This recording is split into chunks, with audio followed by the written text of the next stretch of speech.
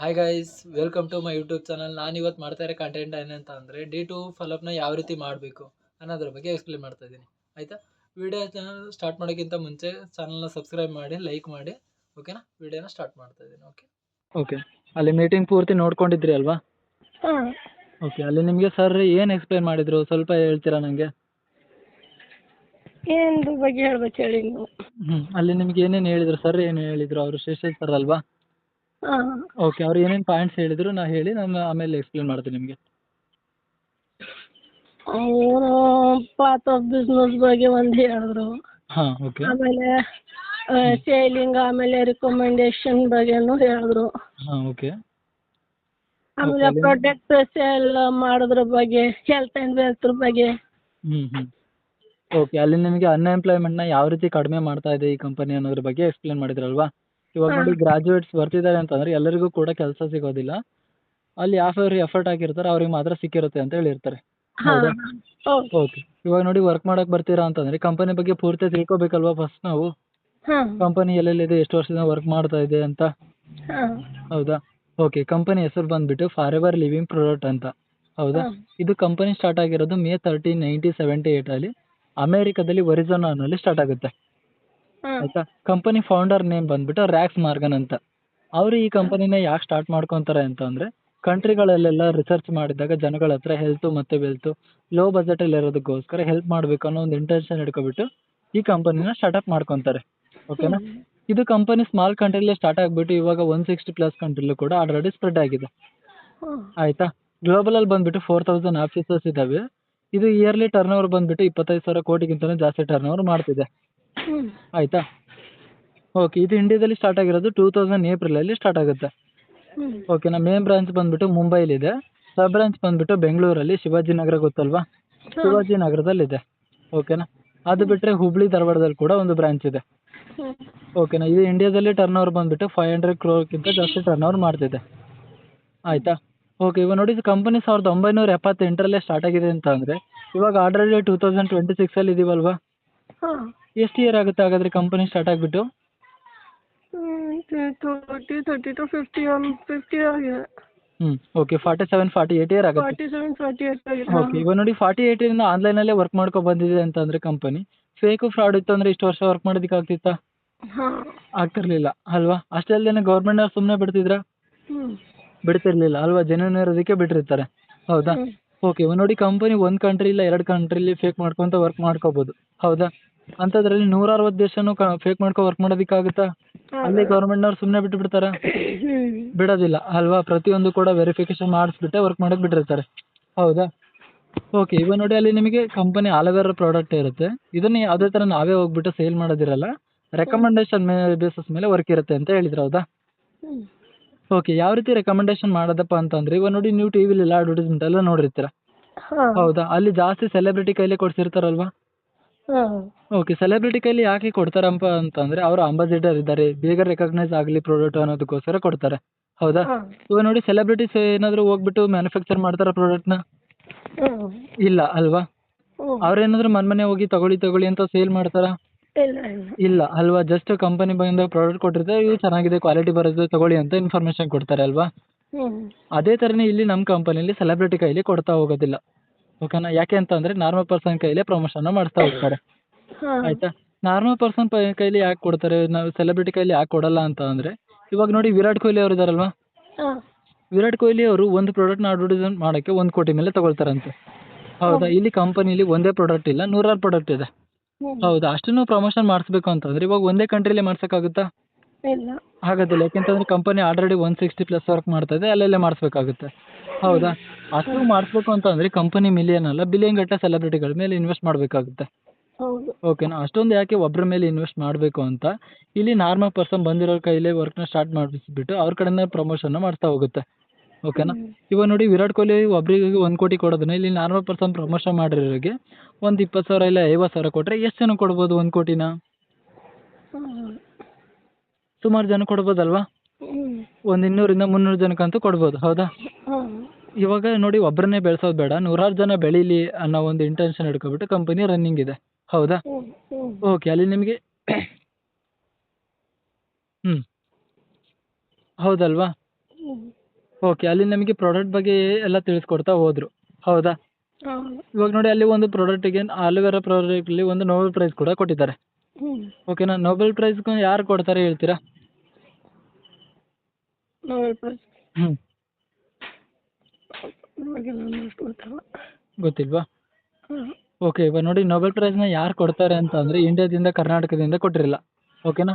ಗ್ಲೋಬಲಿಂದ ಕೊಟ್ಟಿರ್ತಾರೆ, ಹ್ಞೂ. ಆಯಿತಾ? ಅಂದರೆ ವರ್ಲ್ಡಲ್ಲಿ ಯಾರು ಸೈನ್ಸ್ ಫೀಲ್ಡಲ್ಲಿ ಅಚೀವ್ಮೆಂಟ್ನ ಮಾಡಿರ್ತಾರಲ್ವ ಅವರಿಗೆ ಮಾತ್ರ ಕೊಟ್ಟಿರ್ತಾರೆ, ಹ್ಞೂ. ಆಯಿತಾ?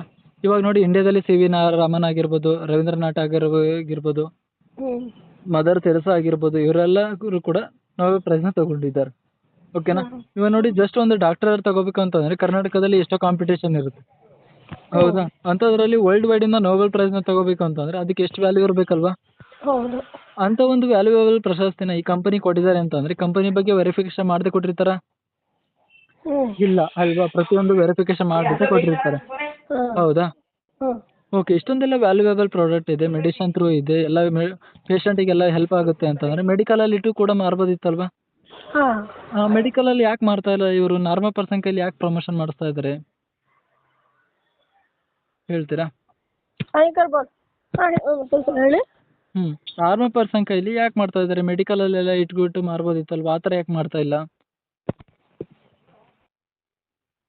ಮೆಡಿಕಲ್ ಎಲ್ಲ ಮಾಡ್ಲಿಕ್ಕೆ ಆಗಲ್ಲ, ಇದು ಬಡವರಿಗೆಲ್ಲ ಹೆಲ್ಪ್ ಆಗಲಿ ಅಂತಾನೆ. ಓಕೆ, ಯಾಕಪ್ಪ ಅಂತ ಅಂದರೆ ಇವಾಗ ನೋಡಿ ಮೊದಲಿಗೆ ಪತಂಜಲಿ ಬರ್ತಾ ಇತ್ತು, ಹೌದಾ? ನೋಡಿದ್ದೀರಲ್ವಾ? ಹಾಂ. ಹಾಂ. ಓಕೆ, ಇವಾಗ ಅದು ಅಷ್ಟೊಂದು ರನ್ನಿಂಗಲ್ಲಿ ಇಲ್ಲ, ಹೌದು. ಹೌದಾ? ಯಾಕೆ ಅಂತ ಅಂದರೆ ಮಾರ್ಕೆಟ್ನವರು ಅದನ್ನು ಡೂಪ್ಲಿಕೇಟ್ ಮಾಡಿದರು. ಯಾವ ರೀತಿ ಅಂತ ಅಂದರೆ ಬೇರೆಯವರು ಕೂಡ ಅದೇ ಥರನೇ ಮ್ಯಾನುಫ್ಯಾಕ್ಚರ್ ಮಾಡಿಬಿಟ್ಟು ಅದರೊಳಗೆ ಕ್ವಾಲಿಟಿ ಬರದೇ ಇರೋ ಹಾಗೆ ಸ್ಟಿಕ್ಕರ್ನ ಅದೇ ಹಾಕಿಬಿಟ್ಟು ಡಿಸ್ಟ್ರಿಬ್ಯೂಷನ್ ಮಾಡ್ತಾರೆ. ಅವಾಗ ಏನಾಗುತ್ತೆ, ಒರಿಜಿನಲ್ ಕಂಪನಿಗೆ ಎಫೆಕ್ಟ್ ಆಗುತ್ತೆ, ಹೌದಾ? ಆವಾಗ ಒರಿಜಿನಲ್ ಕಂಪನಿ ಲಾಸ್ ಆದರೂ ಆಗ್ಬೋದು, ಇಲ್ಲ ಮುಚ್ಕೊಂಡು ಹೋಗೋ ಸಾಧ್ಯತೆನೂ ಬರುತ್ತೆ, ಹೌದಾ? ಆ ಥರ ಆಗಬಾರ್ದು ಅನ್ನೋ ಒಂದು ಕಾರಣಕ್ಕೋಸ್ಕರ ಕಂಪನಿನೇ ಮ್ಯಾನುಫ್ಯಾಕ್ಚರಿಂದ ಹಿಡಿದು ಡಿಸ್ಟ್ರಿಬ್ಯೂಷನ್ ಆಗಿ ಕಸ್ಟಮರಿಗೆ ಹೋಗಿ ಪ್ರಾಡಕ್ಟ್ ತಲುಪೋವರೆಗೂ ಕೂಡ ಕಂಪನಿನೇ ಮ್ಯಾನೇಜ್ಮೆಂಟ್ನ ನೋಡ್ಕೊಳ್ಳುತ್ತೆ, ಯಾವುದೇ ಥರ ಥರ್ಡ್ ಪಾರ್ಟಿನ ಇನ್ವಾಲ್ವ್ ಮಾಡ್ಕೊಳ್ಳಲ್ಲ, ಆಯಿತಾ? ಅದಕ್ಕೋಸ್ಕರ ಇದನ್ನು ವರ್ಟಿಕಲಿ ಇಂಟಿಗ್ರೇಟೆಡ್ ಕಂಪನಿ ಅಂತ ಕೂಡ ಕರೀತಾರೆ, ಹ್ಞೂ. ಆಯಿತಾ? ಹಲೋ. ಹಾಂ ಹೇಳಿ. ಓಕೆ, ಅಲ್ಲಿನ ಕಂಪನಿ ವರ್ಟಿಕಲಿ ಇಂಟಿಗ್ರೇಟೆಡ್ ಕಂಪನಿ ಅಂತ ಕರಿತಾ ಹೋಗ್ತಾರಲ್ವಾ? ಹ್ಞೂ. ಓಕೆ, ಇವಾಗ ನೋಡಿ ಇಷ್ಟೊಂದೆಲ್ಲ ತಿಳ್ಕೊಂಡ್ರಿ. ಅಲ್ಲಿ ಮೀಟಿಂಗಲ್ಲಿ ನಿಮಗೆ ಮುಖೇಶ್ ಅಂಬಾನಿ ಅವ್ರದ್ದು ಒಂದು ಕತೆ ಹೇಳಿದರು, ಬಿಸ್ನೆಸ್ಸಿಗೂ ಜಾಬಿಗೂ ಏನು ಡಿಫ್ರೆನ್ಸ್ ಇರುತ್ತೆ ಅಂತ, ಹೌದಾ? ಇವತ್ತು ಹೇಳಿಲ್ಲ ಅದನ್ನ. ಓಕೆ, ಅಲ್ಲಿ ಮುಖೇಶ್ ಅಂಬಾನಿ ಅವ್ರು ಏನು ಮಾಡಿದ್ರು ಅಂತಂದರೆ ಒಂದು ಮೈಂಡ್ ಸೆಟ್ ಗೇಮ್ ಮಾಡಿದ್ರು, ಅಲ್ವಾ? ಹ್ಮ್. ಯಾವ ಹ್ಮ್. ರೀತಿ ಅಂತ ಅಂದರೆ ಇಂಡಿಯಾದಲ್ಲಿ ಜಾಸ್ತಿ ಪೂರ್ ಪೀಪಲ್ಸೇ ಅಲ್ವಾ ಇರೋದು, ಆ ಒಂದು ಕಾನ್ಸೆಪ್ಟ್ ಹಿಡ್ಕೊಂಡು ಬಡವರು ಫ್ರೀ ಬಿಟ್ಟರೆ ಬೇಗ ತಗೊಳ್ತಾರೆ ಅಂತ ಜಿಯೋ ಸಿಮ್ನ ಫ್ರೀ ಜಿಯೋ ಬಿಟ್ಟರು. ಸಿಮ್ ಬಗ್ಗೆ ಹೇಳಿದ್ರು. ಹಾಂ, ಆದರೆ ಅವರು ಏನು ಮಾಡಿದ್ರು ಅಂತಂದ್ರೆ ಇವಾಗ ನೋಡಿ ಯಂಗಸ್ಟ್ ಸ್ಟೂಡೆಂಟ್ ಅವ್ರು ಯಾರು ತೊಗೊಂಡಿರಲಿಲ್ಲ, ಹ್ಮ್. ಹೌದಾ? ಅವ್ರನ್ನೆಲ್ಲ ಅಟ್ರಾಕ್ಟ್ ಮಾಡೋಕ್ಕೆ ಅವ್ರು ಯೂಸ್ ಮಾಡೋಂಥ ನೆಟ್ ಆಗಿರ್ಬೋದು 5G ಅಂತ ಬಿಡ್ತಾ ಹೋದ್ರು, ಹ್ಮ್. ಅನ್ಲಿಮಿಟೆಡ್ ಅಂತ ಬಿಟ್ರು, ಅಲ್ವಾ? ಹ್ಮ್. ಅವಾಗ ಇರೋ ಬರೋ ಅಷ್ಟು ತೊಗೊಂಡ್ರಲ್ವಾ?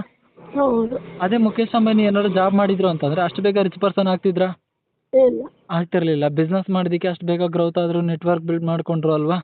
ಹ್ಮ್. ಓಕೆ, ಅಲ್ಲಿ ಇವಾಗ ನಿಮಗಿದು ಜಾಬ್ ಅನಿಸ್ತಾ ಇದೆಯಲ್ಲ ಬಿಸ್ನೆಸ್ ಅನಿಸ್ತಾ ಇದೆಯೋ? ಅದೇ ನಾನು ಅದನ್ನೇ ಕೇಳೋದು, ಜಾಬ್ ಅನ್ನಿಸ್ತಾ ಇಲ್ಲ ಬಿಸ್ನೆಸ್ ತರಾನೇ ಅನಿಸ್ತು, ಅದಕ್ಕೆ Okay. ಕೇಳೋಣ ಅಂತ. ಈಗ ಓಕೆ, ಇವಾಗ ನೋಡಿ ಇದು ನಾವು ಮಾಡ್ತಾ ಇರೋದು ಬಿಸ್ನೆಸ್ ಆಗಿರುತ್ತೆ, ಓಕೆನಾ? ಅಲ್ಲಿ ಕಂಪನಿ ಆಲ್ರೆಡಿ 95% ವರ್ಕ್ ಮಾಡಿರುತ್ತೆ, ನಾವು ಜಸ್ಟ್ 5% ಮಾತ್ರ ವರ್ಕ್ ಮಾಡೋದಿರುತ್ತೆ, ಓಕೆನಾ? ಅಲ್ಲಿ 5% ಏನಪ್ಪ ವರ್ಕು ಅಂತ ಅಂದರೆ 3% ನಾವು ಫಸ್ಟ್ ಕಂಪನಿ ಬಗ್ಗೆ ನಾಲೆಜ್ ತಗೊಳ್ಳೋದಿರುತ್ತೆ, 2% ಯಾರು ಬಂದಿರ್ತಾರೆ ಅವರಿಗೆ ನಾವು ಕಂಪನಿ ಕಡೆಯಿಂದ ತಿಳಿಸ್ಕೊಡೋದಾಗಿರುತ್ತೆ, ಓಕೆನಾ? ಇವಾಗ ನೋಡಿ ನೀವೇನಾದರೂ ಮುಂಚೆ ನಂಗೆ ಪರಿಚಯ ಇದ್ರಾ? ಇಲ್ಲ. ಇಲ್ಲ ಅಲ್ವಾ? ಆನ್ಲೈನ್ ಥ್ರೂ ವರ್ಕ್ ಬೇಕಂತ ಅಪ್ಲಿಕೇಶನ್ ಹಾಕಿದ್ರಿ ಅಲ್ವಾ?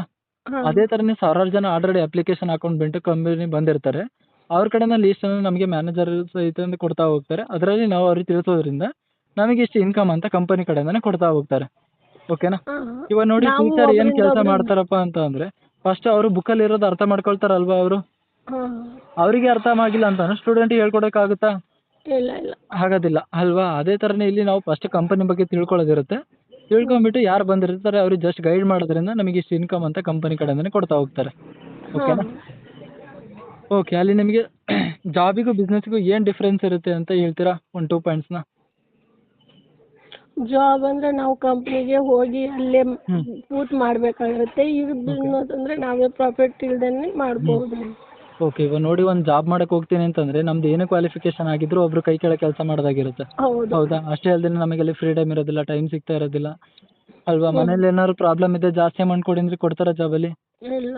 ಕೊಡಲ್ಲ. ನಾವು ಎಷ್ಟು ವರ್ಕ್ ಮಾಡಿರ್ತೀವೋ ಅಷ್ಟು ಮಾತ್ರ ಕೊಟ್ಟಿರ್ತಾರೆ, ಹೌದಾ? ಏನಾದರೂ ಕಂಪನಿ ಹೇಳ್ದೆ ಒಂದು ವೀಕ್ಲಿ ರಜಾ ಹಾಕಿದ್ದೀವಿ ಅಂತಂದರೆ ಕೆಲಸ ಬಿಟ್ಟು ಹೋಗ್ರಿ ಅಂತ ಹೇಳ್ತಾರಲ್ವಾ. ಹೌದು. ಆದರೆ ಬಿಸ್ನೆಸ್ಸಲ್ಲಿ ಆ ಥರ ಇರೋದಿಲ್ಲ. ಅಲ್ಲಿ ನಾವು ಯಾವ ಥರ ಎಫರ್ಟ್ ಹಾಕಿರ್ತೀವಿ ನಾರ್ಮಲ್ ಟೈಮಲ್ಲೇ ಮಾಡ್ಕೊಳ್ಳೋದಿರುತ್ತೆ ಅಲ್ವಾ. ಇವಾಗ ನೋಡಿ ಎಫರ್ಟ್ ಹಾಕ್ಬಿಟ್ಟು ಈ ಮಂತ್ ಒಂದು 20,000 ಪ್ರಾಫಿಟ್ ಮಾಡ್ಕೊಂಡಿದ್ದೀರಾ ಅಂತಂದರೆ ನೆಕ್ಸ್ಟ್ ಮಂತ್ ಒಂದು 30,000ವರೆಗೂ ತೊಗೊಂಡು ಹೋಗೋ ಮೈಂಡ್ ಸೆಟ್ ಬರುತ್ತೆ ನಮಗೆ. ಹೌದಾ? ನಾವೇ ಇಂಪ್ರೂವ್ ಮಾಡ್ಕೋಬೋದು. ಇಂಪ್ಲಿಮೆಂಟ್ ಮಾಡ್ಕೋಬೋದು. ಹೌದಾ? ಓಕೆ. ಅಲ್ಲಿ ನಾವು ಮೀಟಿಂಗಲ್ಲಿ ಇಂಟ್ರೆಸ್ಟ್ ಇರೋ ಪರ್ಸನ್ಗೆ ನಾಳೆ ಮೀಟಿಂಗ್ ಇರುತ್ತೆ ಅಂತ ಹೇಳಿದ್ರು. ಹೌದಾ? ಹಾಂ ಓಕೆ. ನೀವು ರೆಕಾರ್ಡ್ ವಿಡಿಯೋ ನೋಡ್ಕೊಂಡಿದ್ದೀರಾ, ಲೈವ್ ವಿಡಿಯೋ ಸಿಗಲಿಲ್ಲ ಅಲ್ವಾ?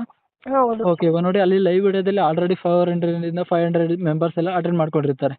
ಹಾಂ ಓಕೆನಾ. ಇವಾಗ ನೋಡಿ ಅಷ್ಟೊಂದು ಜನ ಎಲ್ಲ ಅಟೆಂಡ್ ಆಗಿದ್ದಾರೆ ಅಂತಂದರೆ ಅಷ್ಟು ಜನಕ್ಕೂ ಕೆಲಸ ಕೊಡೋಕ್ಕಾಗುತ್ತೆ ಕಂಪನಿ? ಇಲ್ಲ. ಆಗೋದಿಲ್ಲ ಅಲ್ವಾ. ಅದಕ್ಕಂತಲೇ ಇಲ್ಲಿ ಸೆಲೆಕ್ಷನ್ ಅಂತ ಇರುತ್ತೆ. ಓಕೆನಾ. ಇಲ್ಲಿ ಸೆಲೆಕ್ಷನ್ನ ಯಾರು ಮಾಡ್ತಾರೆ ಅಂತ ಅಂದರೆ ಆಲ್ರೆಡಿ ಕಂಪನಿಯಿಂದ ಮ್ಯಾನೇಜರ್ ಆಗಿಬಿಟ್ಟು 1 ಲಕ್ಷಕ್ಕಿಂತ ಜಾಸ್ತಿ ಇನ್ಕಮ್ ಯಾರು ತೊಗೊತಿರ್ತಾರಲ್ವಾ ಅವ್ರ ಕಡೆಯಿಂದ ನಿಮಗೆ ಸೆಲೆಕ್ಷನ್ ಅಂತ ಇರುತ್ತೆ. ಓಕೆನಾ. ಅಲ್ಲಿ ನನ್ನ ಕಡೆಯಿಂದ ಭಾರತಿ ಮ್ಯಾಮ್ ಅಂತ ಇದ್ದಾರೆ, ಕೊಪ್ಪಳ ಡಿಸ್ಟಿಕ್ನವರು. ಅವ್ರು ಇವಾಗ ಪರ್ ಮಂತಿಗೆ 2 ಲ್ಯಾಕ್ ಎಲ್ಲ ಅರ್ನ್ ಮಾಡ್ತಿದ್ದಾರೆ ಮ್ಯಾನೇಜರ್ ಆಗಿಬಿಟ್ಟು. ಓಕೆನಾ. ಅವ್ರ ಕಡೆಯಿಂದ ನಿಮಗೆ ಸೆಲೆಕ್ಷನ್ ಅಂತ ಇರುತ್ತೆ. ಆಯಿತಾ. ಅವ್ರ ಸೆಲೆಕ್ಷನಲ್ಲಿ ಏನೇನು ಕೇಳ್ತಾರೆ ಅಂತಂದರೆ ಒಂದು ಕಂಪನಿ ಪ್ರೊಫೈಲ್ ಬಗ್ಗೆ ಕೇಳ್ತಾರೆ, ಇನ್ನೊಂದು ಸೆಲ್ಫ್ ಇಂಟ್ರೊಡಕ್ಷನ್ ಕೇಳ್ತಾರೆ, ಮತ್ತು ಮೀಟಿಂಗಲ್ಲಿ ಏನು ತಿಳ್ಕೊಂಡಿದ್ದೀರಾ, ನಿಮಗೆ ಏನು ಅರ್ಥ ಆಗಿದೆ ಅನ್ನೋದನ್ನ ಕೇಳ್ತಾರೆ. ಓಕೆನಾ. ಅಲ್ಲಿ ನಿಮ್ಮದು ಕಮ್ಯುನಿಕೇಷನ್ ಯಾವ ಥರ ಇದೆ, ಎಬಿಲಿಟಿ ಇದ್ದಾರಾ ಇಲ್ಲೋ ಪರ್ಸನ್ನು ಅನ್ನೋದನ್ನ ಬಿಟ್ಟು ಚೆಕ್ ಮಾಡಿಬಿಟ್ಟು ನಿಮ್ಮ ಸೆಲೆಕ್ಷನ್ನ ಮಾಡಿಕೊಡ್ತಾರೆ. ಓಕೆನಾ. ಓಕೆ. ಅಲ್ಲಿ ನಿಮಗೆ ಬೇರೆ ಏನಾದರೂ ಕನ್ಫ್ಯೂಷನ್ಸ್ ಇದೆಯಾ? ಇಲ್ಲ ಇಲ್ಲ. ಓಕೆ. ಇವಾಗ ನೋಡಿ ಆನ್ಲೈನ್ ವರ್ಕು ಅಂತಂದರೆ ಎಲ್ಲರೂ ಕೂಡ ಹೆದರ್ತಾರೆ. ಹೌದಾ? ಯಾಕೆ ಅಂತಂದರೆ ಆನ್ಲೈನ್ ವರ್ಕಲ್ಲಿ ಇವಾಗ ಭಾಳ ಫೇಕು ಫ್ರಾಡು ಆಗಿದಾವಲ್ವಾ. ಆದರೆ ಕಂಪನಿ 50 ವರ್ಷದಿಂದ ಆನ್ಲೈನಲ್ಲೇ ವರ್ಕ್ ಮಾಡ್ಕೊ ಬಂದಿದೆ ಅಂತಂದರೆ ತುಂಬ ಸ್ಟ್ರಾಂಗ್ ಆಗಿ ನಿಂತ್ಕೊಂಡಿರೋದಕ್ಕೆ ಆಗಿರುತ್ತೆ. ಹೌದಾ? ಹಾಂ ಓಕೆ ಮ್ಯಾಮ್. ಆಯಿತು. ಅಲ್ಲಿ ನಿಮಗೆ ಇನ್ನೂ 7 ಡೇಸ್ ಟ್ರೈನಿಂಗ್ ಅಂತ ಇರುತ್ತೆ. ಅಲ್ಲಿ ನಿಮಗೆ ಸೆಲೆಕ್ಷನ್ ಇರುತ್ತೆ. ಸೆಲೆಕ್ಷನ್ ಆದರೆ ಮಾತ್ರ ನೆಕ್ಸ್ಟ್ ಪ್ರೊಸೆಸಿಂಗ್ ಮೀಟಿಂಗ್ನ ಮ್ಯಾನೇಜರೇ ಕಂಡಕ್ಟ್ ಮಾಡ್ತಾರೆ. ಓಕೆನಾ. ಅಲ್ಲಿ ನೀವು ಸೆಲೆಕ್ಷನ್ ಆಗಿಲ್ಲ ಅಂತಂದರೆ ಡಿಸ್ಕ್ವಾಲಿಫೈ ಆಗ್ತೀರಾ. ಓಕೆ. ಅದಕ್ಕೋಸ್ಕರ ನಾನು ನಿಮಗೆ ಸೆಲೆಕ್ಷನ್ ಈಸಿ ಆಗಲಿ ಅಂತ ಒಂದು ಕಂಪನಿ 4 ನಿಮಿಷ ವೀಡಿಯೋ ಸೆಂಡ್ ಮಾಡ್ತೀನಿ. ಓಕೆನಾ. ಅದನ್ನು ಪೂರ್ತಿ ನೋಡ್ಕೊಂಬಿಟ್ಟು ನೋಟ್ ಔಟ್ ಮಾಡ್ಕೊಳ್ಳಿ. ಆಯಿತಾ. ಯಾಕೆಂತಂದ್ರೆ ನಿಮಗೆ ಸೆಲೆಕ್ಷನಲ್ಲಿ ಹೇಳೋದಕ್ಕೆ ಈಸಿ ಆಗುತ್ತೆ ಅವಾಗ ನೋಡಿಕೊಂಡು ಹೇಳೋದಕ್ಕೆ. ಓಕೆನಾ. ಓಕೆ. ಹಾಗೆ ನಂದು ಇನ್ಸ್ಟಾಗ್ರಾಮ್ ಐಡಿನ ಸೆಂಡ್ ಮಾಡ್ತೀನಿ. ಅದನ್ನು ರಿಕ್ವೆಸ್ಟ್ ಕಳಿಸಿ ನಾನು ಮ್ಯಾಮ್ದು ಮತ್ತು ಸರ್ದು ಐಡಿ ಕಳ್ಸಿಕೊಟ್ಟಿರ್ತೀನಿ ನಿಮಗೆ. ಓಕೆನಾ. Okay ma'am. ಆಯಿತು. ಬೇರೆ ಏನಾದರೂ ಕನ್ಫ್ಯೂಷನ್ಸ್ ಇದೆಯಾ ನಿಮಗೆ? ಇಲ್ಲ. ಹಂಗೇನಾದ್ರು ಡೌಟ್ ಇದ್ರೆ ನಾವು ಕಾಲ್ ಮಾಡಿ ಕೇಳ್ಕೊಂತೀವಿ. Okay ma'am. ಆಯಿತು. ಮಾಡ್ಕೊಬನ್ನಿ. ಅಲ್ಲಿ ಪ್ರತಿಯೊಂದರಲ್ಲೂ ಸಪೋರ್ಟ್ ಮಾಡೋಕ್ಕೆ ಸಿಸ್ಟಮ್ ಇರುತ್ತೆ, ನಾವಿರ್ತೀವಿ. ಆಯಿತಾ. ಸರಿ ಸರಿ ಓಕೆ ಮ್ಯಾಮ್. ಆಯಿತು. ಏನಾದರೂ ಕನ್ಫ್ಯೂಷನ್ಸ್ ಇತ್ತು ಅಂದರೆ ಕಾಲ್ ಮಾಡಿ, ನಾನು ನಿಮಗೆ ತಿಳಿಸ್ಕೊಡ್ತೀನಿ. ಆಯಿತಾ. ಸರಿ ಸರಿ. Okay ma'am. ಆಯಿತು. Thank you. ಮತ್ತೆ ನಾವು ನಾಳೆ ಮತ್ತೆ ಮೀಟಿಂಗ್ ಜಾಯಿನ್ ಆಗಬೇಕಾ? ಹಾಂ. ಅಲ್ಲಿ ನಿಮಗೆ ಸೆಲೆಕ್ಷನ್ ಆದರೆ ಮಾತ್ರ ಇರುತ್ತೆ, ಇಲ್ಲ ಅಂತಂದರೆ ಅಲ್ಲೇ ಡಿಸ್ಕ್ವಾಲಿಫೈ ಆಗ್ತೀರಾ. ಸರಿ. ಓಕೆನಾ. ಅದಕ್ಕೋಸ್ಕರ ಸೆಲೆಕ್ಷನ್ ಇಂಪಾರ್ಟೆಂಟ್ ಆಗಿರುತ್ತೆ. ಹಾಂ ಅದನ್ನು ನೋಡ್ಕೊಂಬಿಟ್ಟು ನಾನು ನಾಳೆ ಈವ್ನಿಂಗ್ ಟೈಮಲ್ಲಿ ಇರುತ್ತೆ ನಿಮಗೆ ಸೆಲೆಕ್ಷನ್. ಓಕೆನಾ. ಮ್ಯಾಮ್ ತುಂಬ ಬ್ಯುಸಿ ಇರ್ತಾರೆ, ಅವ್ರ ಹತ್ರ ಅಪಾಯಿಂಟ್ಮೆಂಟ್ ತೊಗೋಬೇಕು ನಾನು. ಹಾಂ ಅಪಾಯಿಂಟ್ಮೆಂಟ್ ತೊಗೊಂಡ್ಬಿಟ್ಟು ನಿಮಗೆ ಸೆಲೆಕ್ಷನ್ ಮಾಡಿಸ್ಕೊಡ್ತೀನಿ. ಆಯಿತಾ. ಸರಿ ಸರಿ. Okay ma'am. ಆಯಿತು. ನಾಳೆ ಈವ್ನಿಂಗ್ ಟೈಮಲ್ಲಿ ಫ್ರೀ ಮಾಡ್ಕೊಳ್ಳಿ. ಆಯಿತಾ. ಅವ್ರು ಏನಾದರೂ ಸೆಲೆಕ್ಷನ್ ಆಯಿತು ಅಂತಂದರೆ ನಿಮಗೆ 6 ಗಂಟೆಗೆ ಮೀಟಿಂಗ್ ಇರುತ್ತೆ. ಸರಿ ಓಕೆನಾ. Okay ma'am. ಆಯಿತು. ಬೇರೆ ಏನಾದರೂ ಕನ್ಫ್ಯೂಷನ್ಸ್ ಇತ್ತು ಅಂದರೆ ಕಾಲ್ ಮಾಡಿ ನನಗೆ, ನಾನು ಎಕ್ಸ್ಪ್ಲೇನ್ ಮಾಡಿಕೊಡ್ತೀನಿ ನಿಮಗೆ. ಆಯಿತಾ. ಸರಿ ಸರಿ. Okay ma'am. ಆಯಿತು. Thank you. ಸರಿ. ಓಕೆ. ವಿಡಿಯೋ ಪೂರ್ತಿ ನೋಡ್ಕೊಂಡ್ರಿ ಅಲ್ವಾ. ವಿಡಿಯೋಲಿ ಏನಾದರೂ ಮಿಸ್ಟೇಕ್ಸ್ ಇತ್ತು, ಏನಾದ್ರು ಚೇಂಜ್ ಮಾಡ್ಕೋಬೇಕಿತ್ತು ಅಂದರೆ ಕಮೆಂಟ್ ಸೆಕ್ಷನಲ್ಲಿ ಹಾಕಿರಿ. ಓಕೆನಾ. ಹಾಗೆ ಚಾನಲ್ನ ಸಬ್ಸ್ಕ್ರೈಬ್ ಮಾಡ್ಕೊಳ್ಳಿ. ಹಾಗೆ ನೆಕ್ಸ್ಟ್ ವಿಡಿಯೋನ ಆಗ್ತಾ ಇರ್ತೀನಿ, ಅಪ್ಡೇಟ್ಗೆ ಕಾಯ್ತಾ ಇರಿ. ಆಯಿತಾ. ಓಕೆ.